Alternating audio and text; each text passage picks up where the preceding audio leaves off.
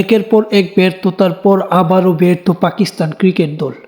ত্রিদেশীয় সিরিজে ঘরের মাটিতে নিউজিল্যান্ডের বিপক্ষে ফাইনাল হেরে যায়, পাশাপাশি চ্যাম্পিয়ন্স ট্রফিতে ঘরের মাটিতে নিউজিল্যান্ডের বিপক্ষে হেরেই মূলত চ্যাম্পিয়ন্স ট্রফি গ্রুপ পর্ব থেকে ছিটকে গিয়েছিল পাকিস্তানিরা।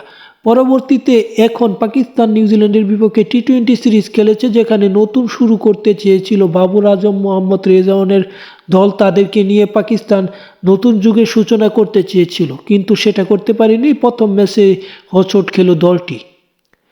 প্রথম ম্যাচের 2 ওভার 2 বলে 1 উইকেট হারিয়ে 3 রান সংগ্রহ করতে পারে পাকিস্তান। এরপর 18.4 ওভারে তারা 91 রানে অল আউট হয়ে যায়, যেটা তার জন্য লজ্জায় বলা যায়।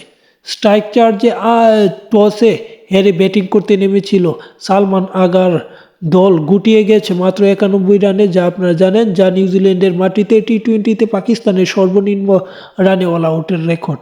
নিউজিল্যান্ড এই রান তারা করতে নেমেছিল 9 উইকেট আর 59 বল হাতে রেখে।